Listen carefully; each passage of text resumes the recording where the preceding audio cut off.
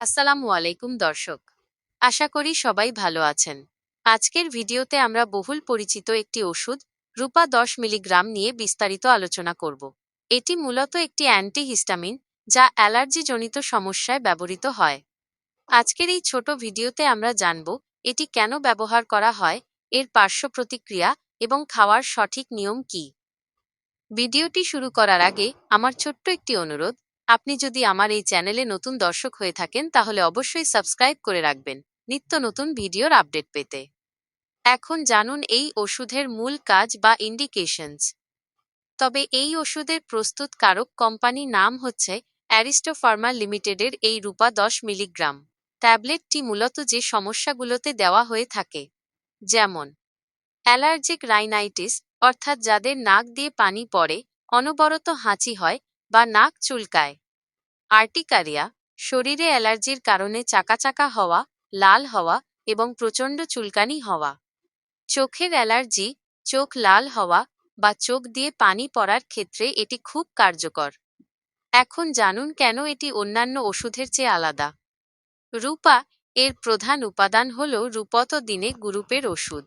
অন্যান্য সাধারণ অ্যান্টিহিস্টামিন খেলে অনেক সময় প্রচণ্ড ঘুম আসে বা শরীর ম্যাজম্যাজ করে, কিন্তু রূপাটাডিন একটি দ্বিতীয় প্রজন্মের অ্যান্টিহিস্টামিন হওয়ায় এটি খেলে সাধারণ ওষুধের তুলনায় ঘুম হওয়ার সম্ভাবনা অনেক কম, যা আপনাকে সারাদিন কর্মক্ষম থাকতে সাহায্য করে।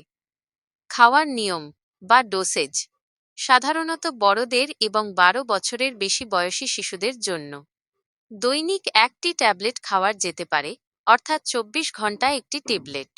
এটি ভরা পেটে বা খালি পেটে উভয়ভাবেই খাওয়া যায়, তবে প্রতিদিন একটি নির্দিষ্ট সময় খেলে সবচেয়ে ভালো ফলাফল পাওয়া যায়। এখন জানব পার্শ্ব প্রতিক্রিয়া বা সাইড ইফেক্টস। যে কোনো ওষুধের মতো এরও কিছু সাধারণ পার্শ্ব প্রতিক্রিয়া হতে পারে, যেমন সামান্য ঝিমুনি ভাব, মাথা ব্যথা বা মুখ শুকিয়ে যাওয়া, ক্লান্তি অনুভব করা।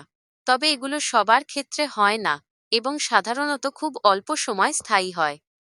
এখন হচ্ছে বিশেষ কিছু সতর্কতা।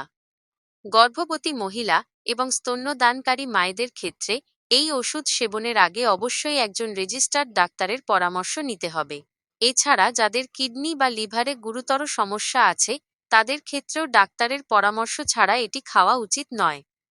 আশা করি আজকের এই তথ্যগুলো আপনার উপকারে আসবে। মনে রাখবেন, যে কোনো ওষুধ সেবনের আগে একজন বিশেষজ্ঞ চিকিৎসকের পরামর্শ নেওয়া সবচেয়ে নিরাপদ। স্বাস্থ্য সংক্রান্ত আরও তথ্য পেতে আমাদের চ্যানেলটি সাবস্ক্রাইব করে সাথেই থাকুন। ধন্যবাদ।